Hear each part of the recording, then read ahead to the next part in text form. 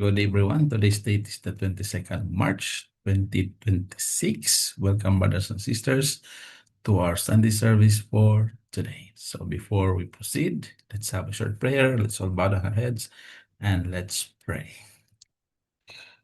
Our Father in heaven, Lord God, thank you, Lord, for this day that again we are here gathered together in your name to celebrate this day with you, Lord, as our service, Lord. We are conducting this Sunday service, Lord, for you, Lord. Thank you so much, Lord, for being here as always with us and giving us this opportunity to be with you today, Lord. And as we go on with our Sunday service, Lord, bless us all the way, guide us, open our hearts and our mind, and provide us all the knowledge, wisdom, and understanding, Lord, as we will listen, especially to the preaching for today, Lord. Lord, thank you so much for everything, and you may bless all the brothers and sisters who are here this time. Thank you so much, Lord. This we ask in Jesus' name. Amen. All right, brethren. Now, before we proceed, as usual, to our scripture reading, let's offer a song for the Lord. Thank you so much once again, and welcome.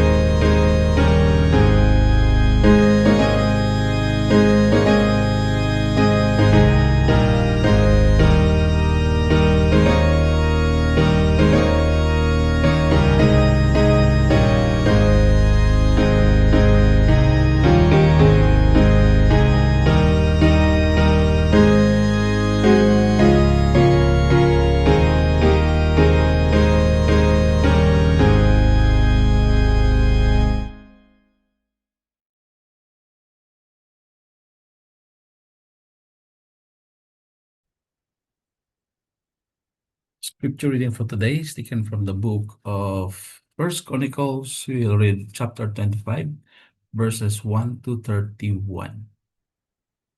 David organizes the musicians. First Chronicles chapter 25, verse 1. Moreover, David and the captains of the host separated to the service of the sons of Asaph, and of Heman, and of Jeduthun, who should prophesy with harps and psalteries and with cymbals, and the number of the workmen according to their service was Of the sons of Asaph, Zakur, and Joseph, and Netaniah, and Asarela, the sons of Asaph under the hands of Asaph, which prophesied according to the order of the king. Of Jeduthun, the sons of Jeduthun, Gedaliah, and Seri, and Jeshaiah, Hashabiah, and Mattithiah, 6 under the hands of the father Jeduthun, who prophesied with a harp to give thanks and to praise the Lord.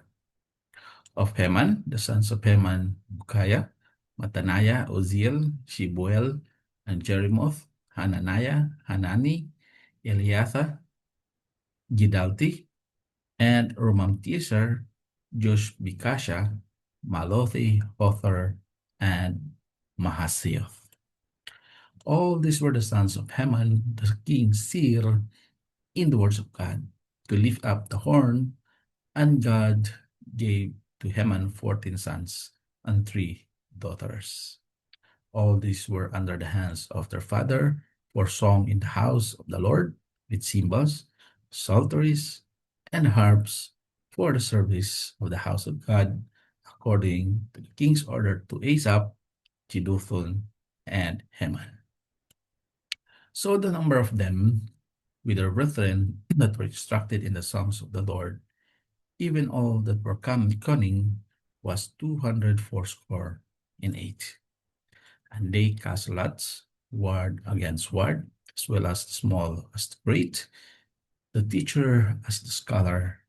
Now the first lot came forth to Asaph to Joseph, the second to Gedaliah, who with his brethren sons were 12, the third to Sakur, his sons, and his brethren were 12, the fourth to Izri, his sons, and his brethren were 12. The fifth to Netaniah, he and his sons, and his brethren were 12. The sixth to Bukaya, his sons, and his brethren were 12. The seventh to Jesharela, his sons, and his brethren were 12. The eighth to Jeshaiah, his sons, and his brethren were 12. To ninth to Mattaniah, he and his sons, and his brethren were 12. And the tenth to Shimei, his sons, and his brethren were 12. And 11 to Azarel, he and his sons, and his brethren were 12. And 12 to Hashabiah, his sons, and his brethren were 12. The 13 to Shubael, his sons, and his brethren were 12. And 14 to Mattithiah, his sons, and his brethren were 12. And 15th to Jerimoth, he and his sons, and his brethren were 12. And 6 to Hananiah, he and his sons, and his brethren were 12. The 17th to Joshbekasha, he and his sons, and his brethren were 12. The 18th to Hanani, his sons, and his brethren were 12. The 19th to Malothi, his sons, and his brethren were 12. The 20th to Eliatha, his sons, and his brethren were 12. And 1 and 20th to Hothar, he and his sons, and his brethren were 12. The 2 and the 20th to Gidalti, his sons, and his brethren were 12. The 3 and 20th to Mahasioth, his sons, and his brethren were 12. The 4th and 20th to Romamtiezer, his sons, and his brethren were 12. This is the word of the Lord. Thanks be to God.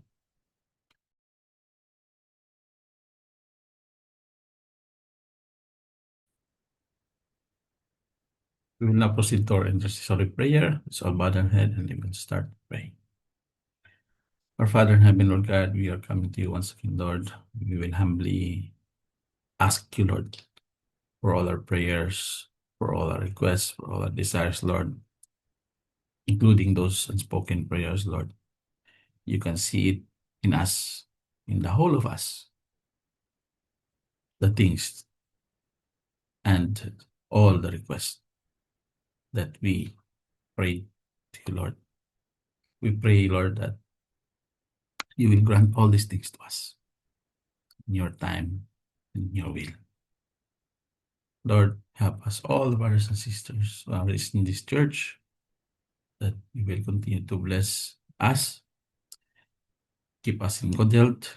Those who are sick this time, Lord, heal them, and including those who are having challenges, so having problems, facing difficult problems, Lord, we pray that you will provide everything to them, Lord.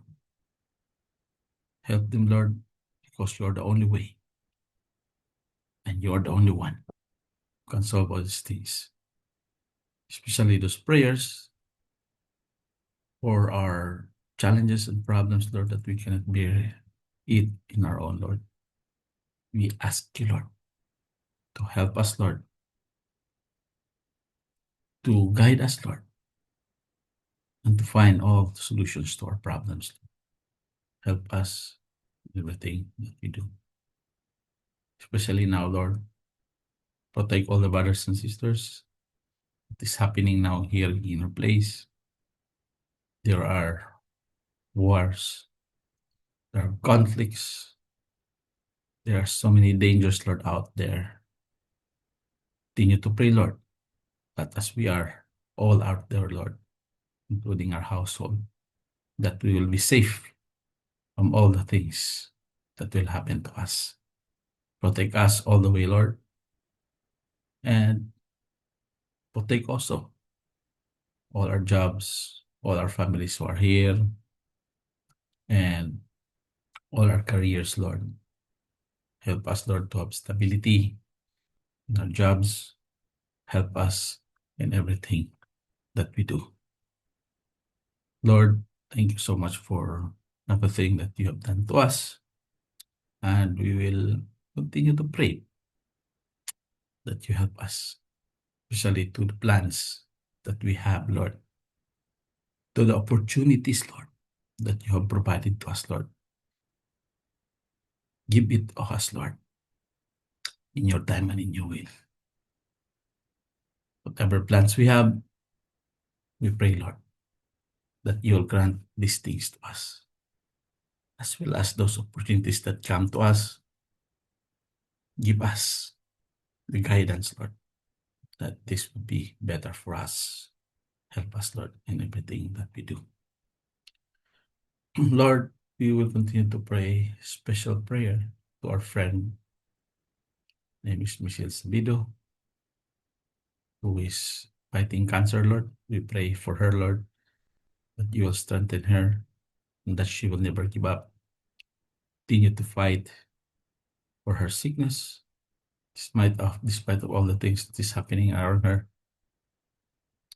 Keep her strong, Lord, and keep her the power to fight on.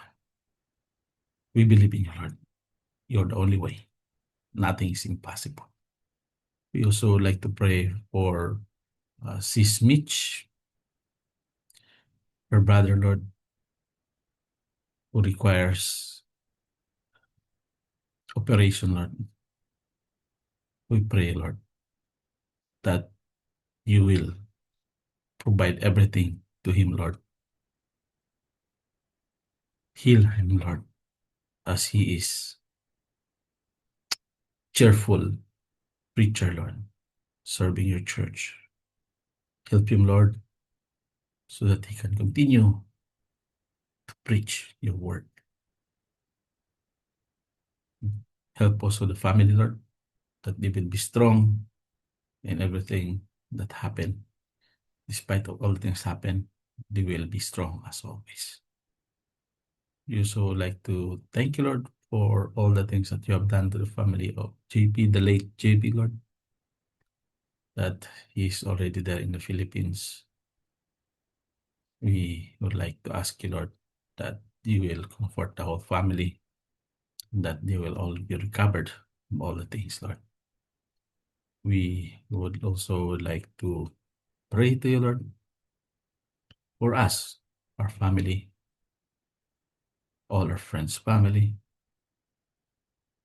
all our friends, all our colleagues, all our acquaintances, Lord. Protect us always, Lord. Provide us always, Lord. And keep us healthy, Lord. And guide us, Lord. The most important, guide us, Lord, in your narrow path towards you, Lord. Help us to be on the track, although we may face so many certainties along the way. Be always be there with us, Lord. We will continue to walk with you, Lord. Thank you so much for everything that you have provided to us. Thank you so much, Lord, from the bottom of our hearts. This we ask in Jesus' name. Amen. All right, brethren, now we will now proceed to the preaching for the day. Thank you so much.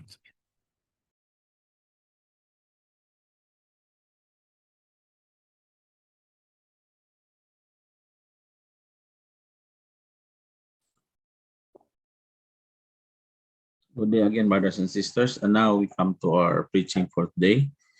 And the title for this preaching is Staying Focused in the Dark Times. So, actually, we are now in the dark times, brothers and sisters. That's why we need to know how to stay focused during um, this age. This age, the dark age. We are going there. So you can see what is happening all around us. There are wars, there are conflicts, and everything. So this would be the signs that we are now in the dark times. But as we go along with this age, we need to know how to stay focused with the Lord. So this is very important. So we need to know all the things that we need to do during this um, dark age that we are in as of now.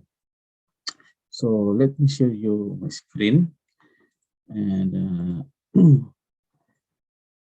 staying focused. Title is Staying Focused in Dark Times. Right? Okay. So our text is taken from Lamentations 3:19 to 33. Okay, so let's read this verses here. Lamentations 3:19.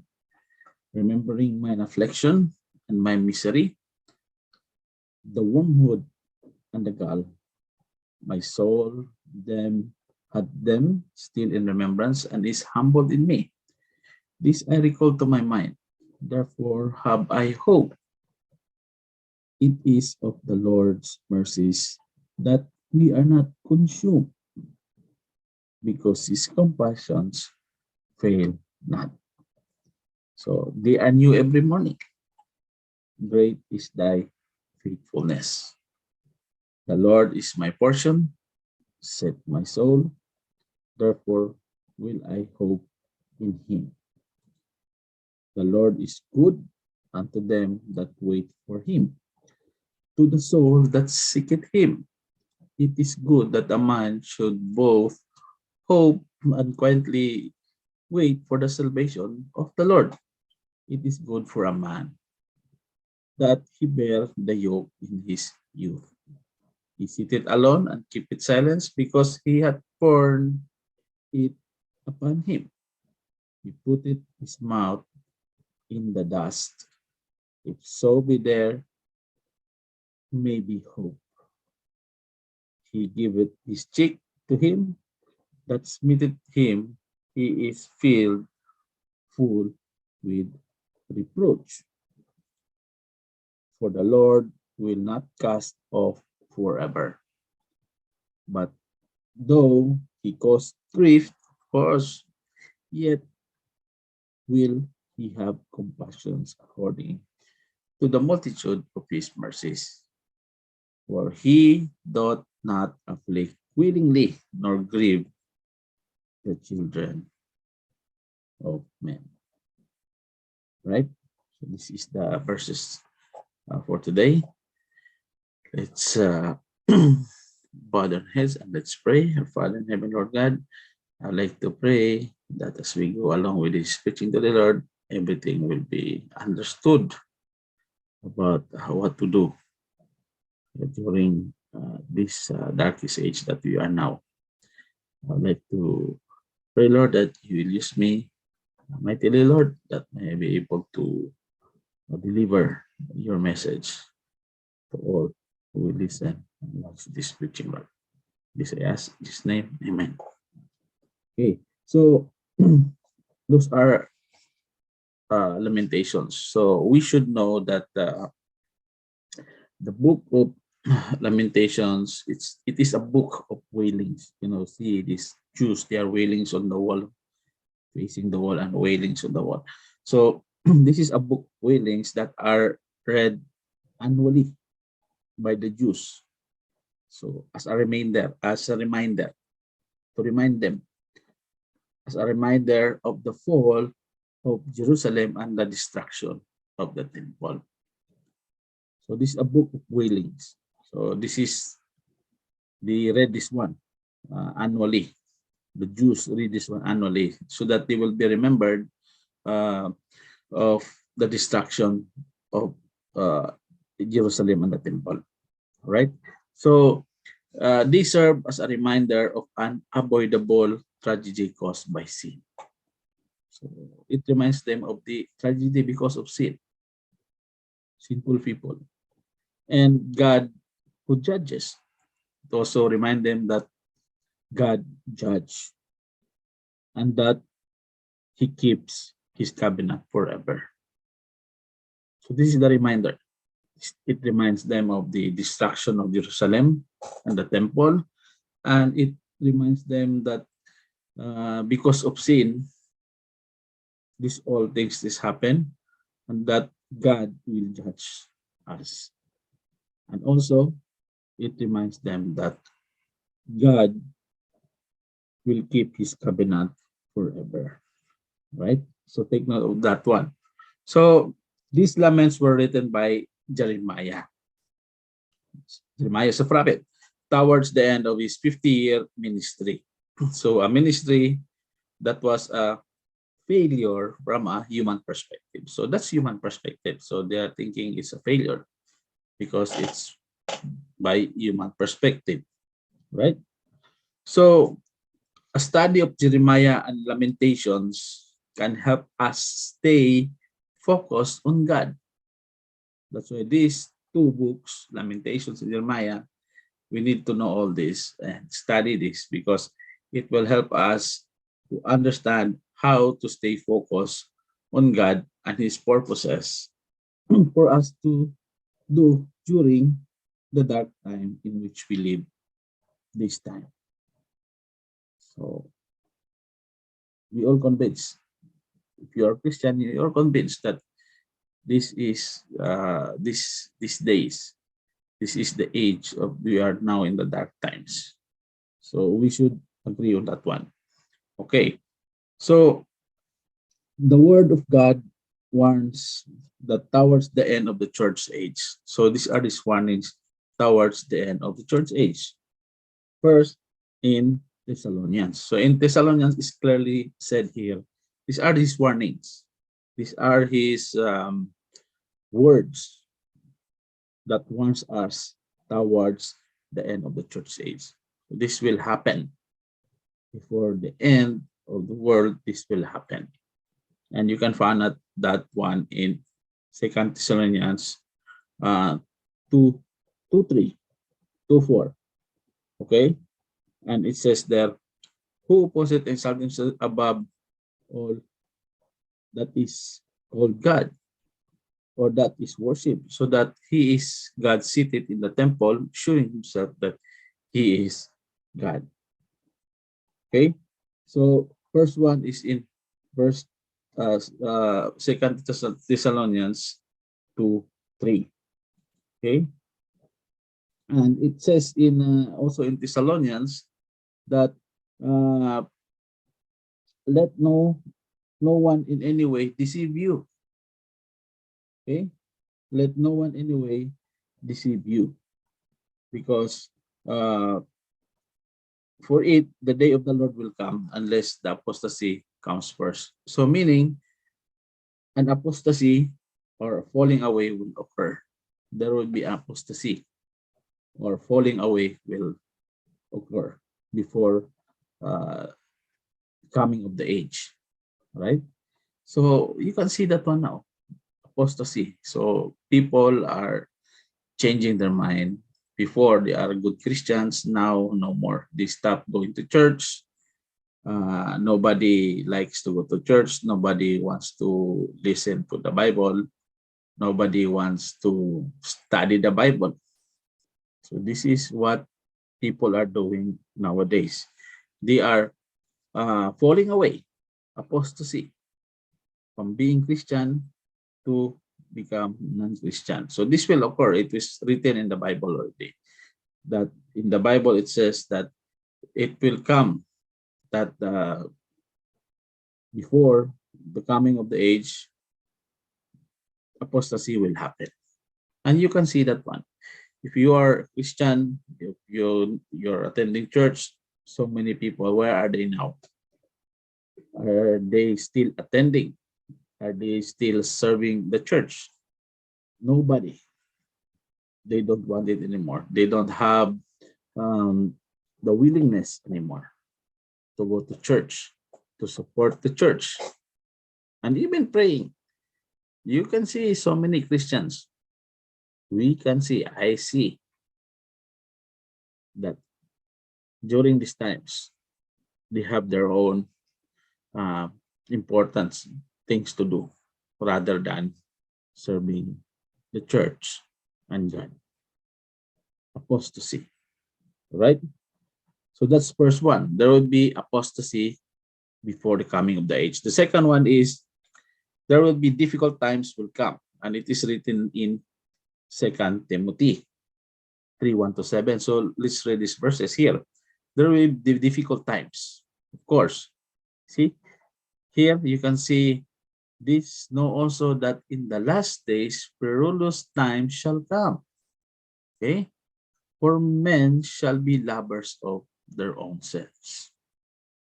See that? They will become lovers of their own selves. Selfish. There will be covetous, boasters. They are proud, blasphemers, disobedient to parents. They are unthankful. They are unholy. So remember these words. These are written in the Bible. So how come uh, all these things here they have written is true? This is what's happening now. Boasters, proud, they are blasphemers, they are disobedient to parents, they are unthankful, they are unholy, with natural affection, without natural affection, truce breakers, false accusers, incontinent, fierce, despisers of those that are good, traitors, heady, high-minded, lovers of pleasures more than lovers of God. Right? Having a form of godliness, but denying the power thereof, from such turn away. See, having the form of godliness, even the people who was preaching in the churches, only outside is clean, but inside they are denying the power of the Lord, right? And moreover, for of this sort are they which creep into houses and lead captive silly women laden with sins, led away with diverse lusts, ever learning and never able to come to the knowledge of truth. So this is what the Bible is telling us. It is written in the Bible that difficult times will come. Okay, it's what we have read here. So many here previously. So many here. Blasphemers, disobedient, unthankful, unholy. So many things that will happen. So this would be the difficult times. that we are talking about. Okay. And other than that, here in 2 Timothy 4, 1 to 5, both preachers and people will be wrongly motivated. So what does it mean wrongly motivated? Let's read these verses. So I charge thee, therefore, before God and the Lord Jesus Christ, who shall judge the quick and the dead at his appearing and his kingdom. So preach the word. This is what they're telling. Preach the word. Be instant, in season, out of season, reprove, rebuke, exhort with all long suffering and doctrine. For the time will come, okay, when they will not endure sound doctrine. So time will come, they will not listen. They will not listen to the words of God. They will not listen to the Bible. They will not they don't want to listen to the word of God. Okay. So, but after their own lust, they shall heap to themselves teachers having itching ears. Okay. So even the preachers, uh, they are already apostate. That's why. But after their own lust shall they heap to themselves teachers having itching ears. And what will happen? They shall turn away their ears from the truth and shall be turned into fables. It will just turn into myths. Okay? So because itching ears, they will just turn away from the truth. But watch thou in all things endure afflictions. So the work of the evangelist make full proof of thy ministry. Okay? So here, we can see clearly in these verses here that time will come. Okay? Time will come that both the preachers and the people will be wrongly motivated. Apostasy is part of apostasy actually, that they will not be motivated anymore to serve the Lord, to know the Lord, to know God, and to follow God, because they will have an itching ears. They will just turn away from the truth. Well, this is the truth also that is happening nowadays. Okay, so what I said, first there will be apostasy that will happen. Second, there will be difficult times will come. And third, both preachers and people will be wrongly motivated. Okay, and the other one, success will be measured by externals rather than internals. In Revelations to the church of Laodicea. Okay, and unto the angel of the church of the Laodiceans write, these things said the Amen, the faithful and true witness, the beginning of the creation of God. I know thy works, that thou art neither cold or hot.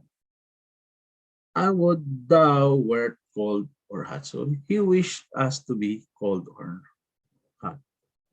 But what happened here in 16? So then, because thou art lukewarm and neither cold or hot, I will spew thee out of my mouth.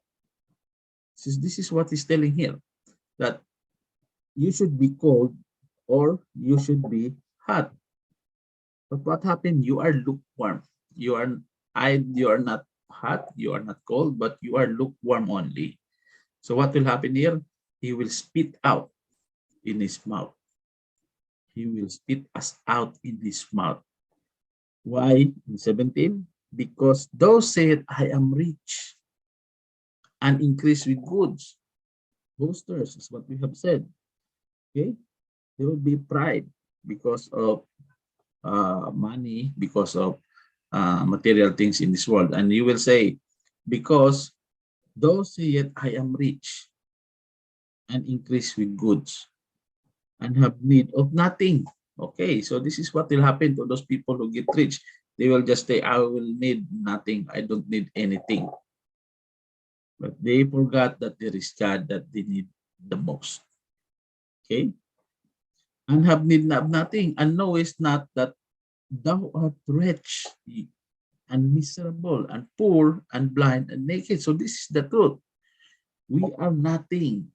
Only in this world, if you got money, you get rich for nothing. But in reality, we are rich. Rich as in devastated. We are miserable people. We are poor. We are blind and we are naked because nothing here we can bring.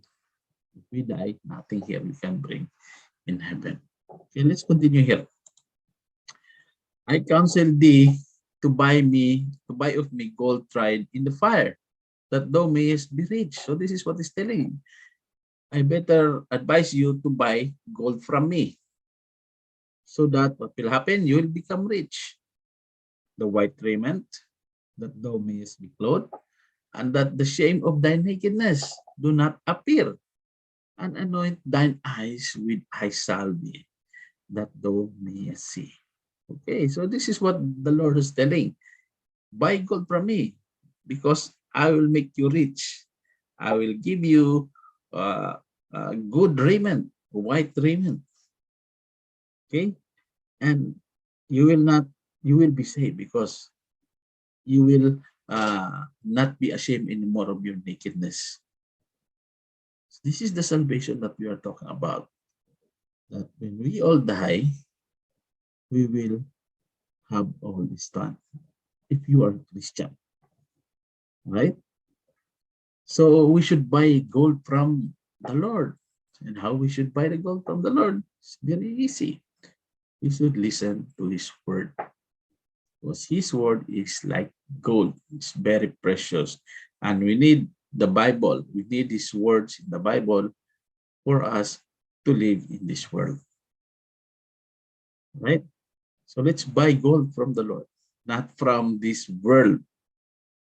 Okay, not from this world, not that what the world is offering, but what God is offering for us.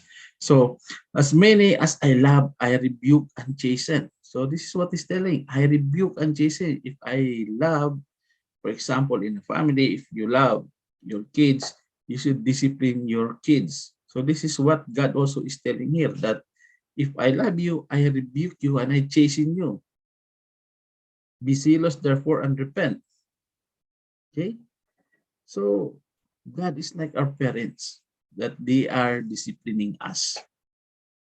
Sometimes they hurt us, but this is for the good, or the good for us to be disciplined. Okay? So I rebuke and chasten. This is what God is telling us. That's why here in this life, we will encounter many problems, because of that.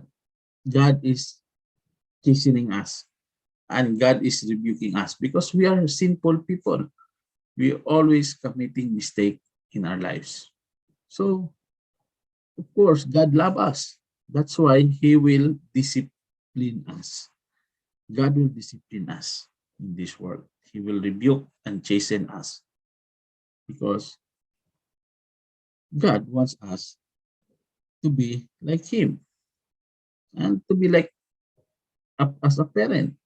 That I don't want my kids to be going on the wrong direction, right? So behold, I stand at the door and knock. If any man hear my voice and open the door, I will come into him, and I will sup with him and he with me. Okay. So if somebody will knock the door and open, okay, Lord will knock our hearts. If we are having an open hearts, then we will let God go inside to us. And we will eat together. We will dine together with the Lord. Okay, this is what he's telling here. That if I stand at the door and knock, this is what the Lord is telling. He will knock on our hearts. He will like to come inside us. So if we are welcoming, if we are opening the door for the Lord to come with us, then He will dine with us. He will sup with Him, and He with Him. Okay, so he will stay with us.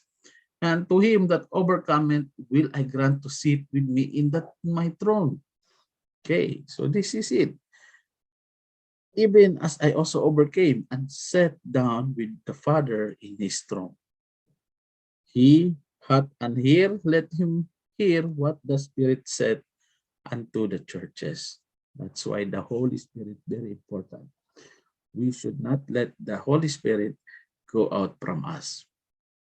We should be filled ourselves with the Holy Spirit, because Holy Spirit is God, and that God wants to be in our hearts, and he is knocking the door. Let's open the door for him to come inside, right? So to him that overcometh will I grant to sit with me in my throne. That is in the future. If we die, we will sit in his throne. Okay, right. So let's move on here. Right. So that's what success will be measured by externals rather than internals. So we should repent. We should repent, right? Okay. So in the midst, in the midst of these wailings, Jeremiah gives us a glimpse of what keep him going in spite of the persecution. Okay, as what we have read there in the previous verses in 1920. Here, first one in our scripture. So remembering my affliction and misery, the wormhole, my soul hath them still remembrance and is humbled in me. Okay, so he has the ability to pray. That's the number one. He has the ability to pray, right? So this is what keep Jeremiah going, right? So he has the ability to pray. Verse 19 to 20, right? Remembering mine affliction, ministry, the wormhole, wood, and the gall, my soul hath them still in remembrance and is humbled in me. Right. So Jeremiah has still the ability to pray. And the second one is the ability to remember and call to mind truth related to God. So here, this I recall to my mind. Therefore have I hope. Okay. It is of the Lord's mercies that we are not consumed. Okay, this Lord's mercies that we are not consumed, because his compassions fail not. They are new every morning. Great is thy faithfulness. So they are renewed every day, the mercy of the Lord. Right? So Jeremiah has the ability to remember and call to mind the truth related to God. So that's the second point. Okay, so this is what Jeremiah keep him going during these dark ages. Right? The third one is the ability to focus his relationship with God and his goodness. In 24, the Lord is my portion, saith my soul. Therefore will I hope in him. Okay? The Lord is good unto them that wait for him, to the soul that seeketh him. It is good that a man should both hope and quietly wait for the salvation of the Lord. It is good for a man that he bear the yoke in his youth.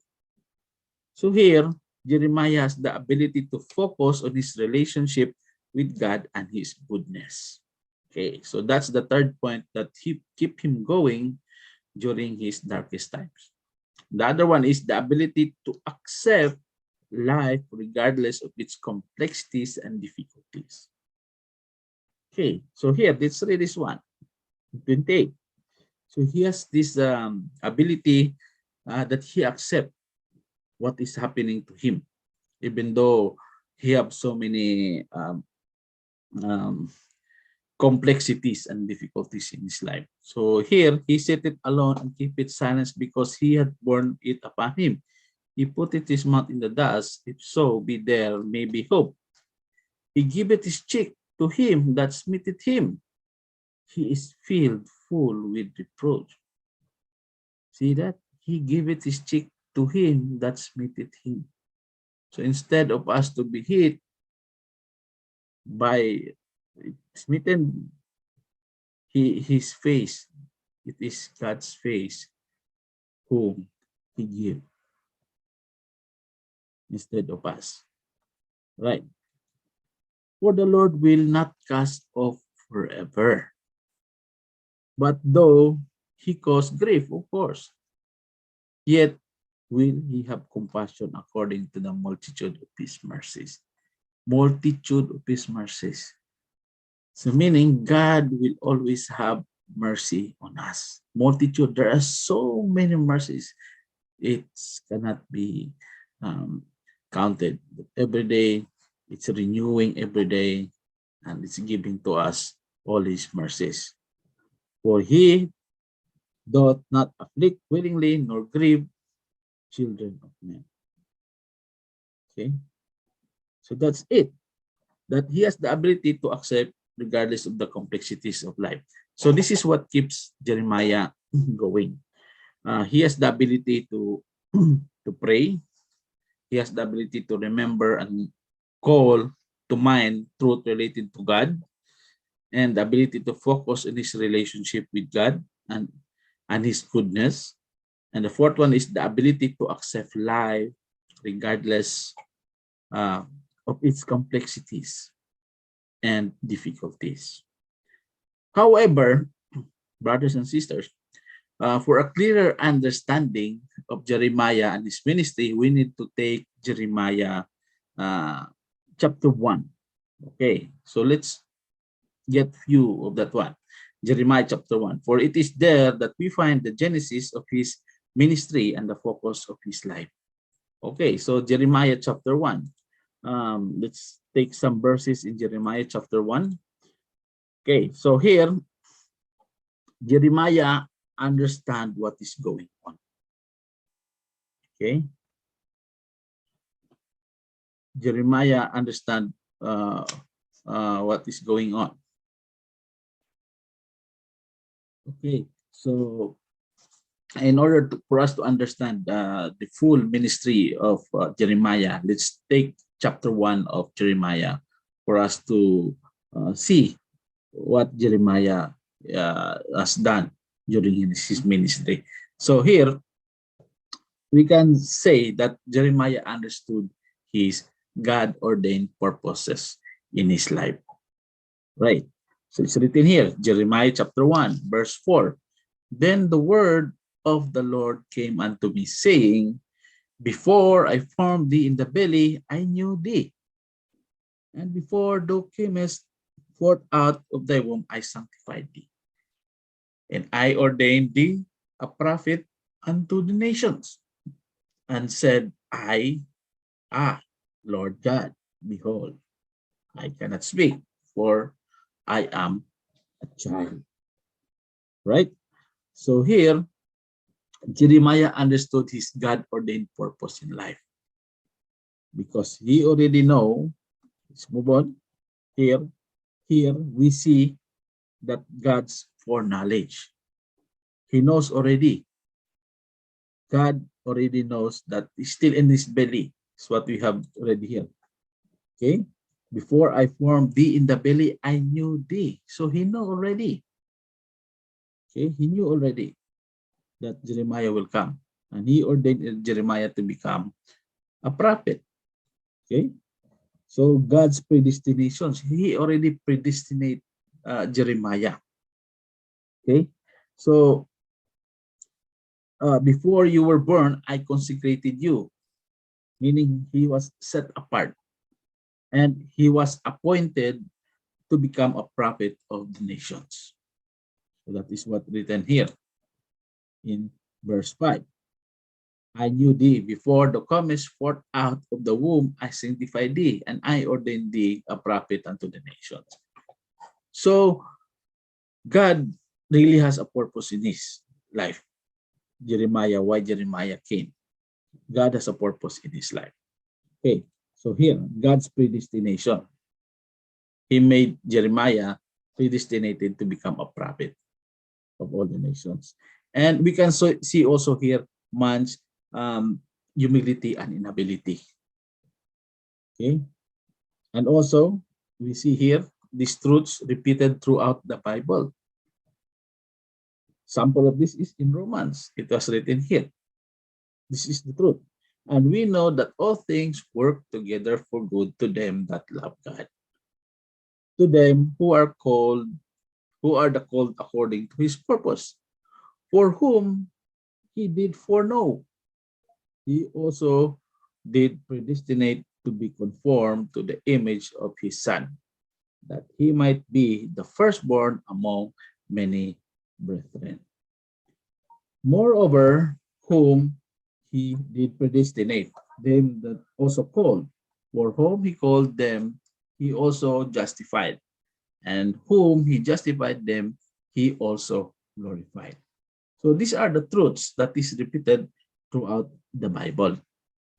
So there is a predestination that is happening to the prophets, and also God already knows what will happen. So of course, God is all-knowing. He knows everything. He knows everything. All right. So here, as what I've said, Jeremiah understood his God-ordained purpose in life. And the second one is Jeremiah received clear instructions and enablement from God. Where is these instructions coming from? In verse chapter 1 still, in verse 7. What is here? What does the verses say here? But the Lord said unto me, say not, I am a child. Okay? For thou shalt go to all that I shall send thee, and whatsoever I shall command thee, thou shalt speak. So he's telling here, go where I tell you to go and say what I tell you to say. So what I've said before, man's weakness and inability. That's why he's telling, I cannot speak, I am still a child. But here, God said, I will, do not say that you are a child, because you go wherever I told you to go, and you will say what I want you to say. This is what God said here. So here, be not afraid of their faces, for I am with thee to deliver thee, said the Lord. So he's telling you, do not be afraid of anyone or anything, because I am with you to deliver you. And here in 9, then the Lord put forth his hand and touched my mouth. And the Lord said unto me, behold, I have put my words in thy mouth. So here, the God touched the mouth of Jeremiah, and he became God's man for that hour. Right? So see, I have this day set thee over the nations and over the kingdoms to root out and to pull down and to destroy and throw down, to build and to plant. So you should take note that God gave Jeremiah his message, his authority, and his ministry. Okay? So God is telling, go there. He said, go there and say what I want to see you. I want you to say, because I already touched your mouth. And the Lord said unto me, behold, I have put my words in thy mouth. Okay, so God gave Jeremiah his message, his authority, and his ministry. All right. So this is what I'm telling, that Jeremiah received clear instructions and enablement from God. And the third point is Jeremiah received an assurance, a warning, and a promise of God. Okay. So still in Jeremiah chapter 1, let's read. Moreover, the word of the Lord came unto me, saying, Jeremiah, what seest thou? And I said, I see a rod of an almond tree. Then said the Lord unto me, thou hast well seen, for I will hasten my word to perform it. And the word of the Lord came unto me the second time, saying, what seest thou? And I said, I see a sitting pot, and the face thereof is toward the north. Then the Lord said unto me, out of the north an evil shall break forth upon all the inhabitants of the land. For lo, I will call all the families of the kingdom of the north, said the Lord, and they shall come, and they shall set everyone his throne at the entering of the gates of Jerusalem, and against all the walls thereof round about, and against all the cities of Judah. And I will utter my judgment against them, touching all their wickedness, who have forsaken me, and have borne incense unto other gods, and worshipped the works of their hands, works of their own hands. Thou therefore gird up thy loins, and arise, and speak unto them all that I command thee. Be not dismayed at their faces, lest I confound thee before. For behold, I have made thee this day a defense city, and an iron pillar and brazen walls against the whole land, against the kings of Judah, against the princes thereof, against the priests thereof, and against the people of the land. And they shall fight against thee, but they shall not prevail against thee, for I am with thee, said the Lord, to deliver thee. So here, brothers and sisters, very clear that in these verses that we have read, there is an assurance. There is an assurance. He's talking here. What is that assurance? Here, then said the Lord unto me, thou hast well seen, and I will hasten my word to perform it. There is an assurance from the Lord that is telling. So I am watching over my word to perform it. He's telling like that. And the second one is there is a warning. There is a warning. He's telling here, embrace, okay, embrace you, calling, speak every word I command you to speak, and do not be intimidated by anyone, or I will publicly discipline you. So this is what he's telling here. Here, I will utter judgment against them, touching all the weakness who have forsaken me and have burned incense other gods, worship the works of their own hands. Okay. So what is telling? Thou therefore gird up thy loins and arise and speak unto them all that I command thee. This is what you should do. Embrace you to speak every word that I command you to speak. Okay? Speak unto them all that I command thee in verse 17. Be not dismayed at their faces, lest I confound thee before them. You should not be afraid, or else I will discipline you publicly. See, this is what he's telling you. Lest I confound thee before them. Okay, so that's the warning. You should be ready. Pick up your gear, face them, and I have your assurance. And this is the promise. What is the promise? What is telling here? Here, very clear.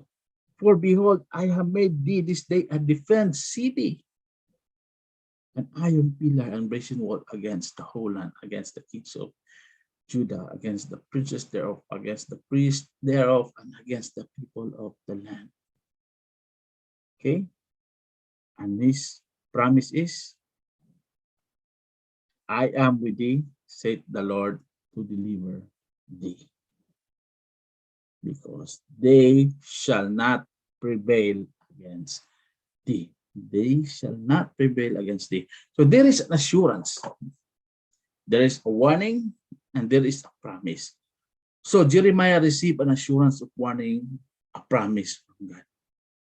Assurance, warning, and assurance from God. Promise from God. So this is what Jeremiah received.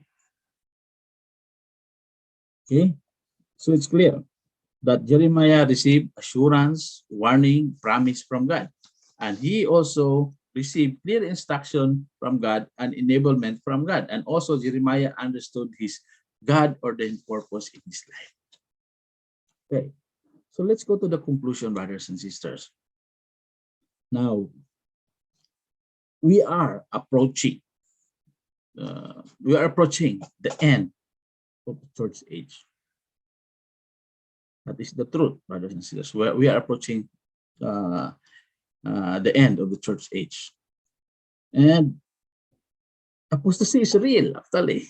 Apostasy is a reality. It's happening nowadays. Already happened. Right. So what will happen then? Difficult time will have come. Difficult time have come already. It's here. The difficult times have come already. So many preachers and most people are wrongly motivated. That's what we have read there. And success is measured by externals and not internals. And because of that, it's all about measurable results and not faithfulness to God, his original intent, and his word. Only miserable results and not faithfulness to God. Close this one, brothers and sisters. Difficult time have come.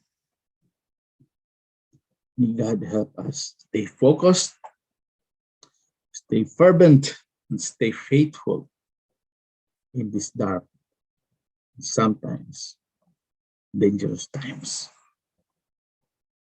So this is the last part, brothers and sisters. Okay, so I'd like to thank you.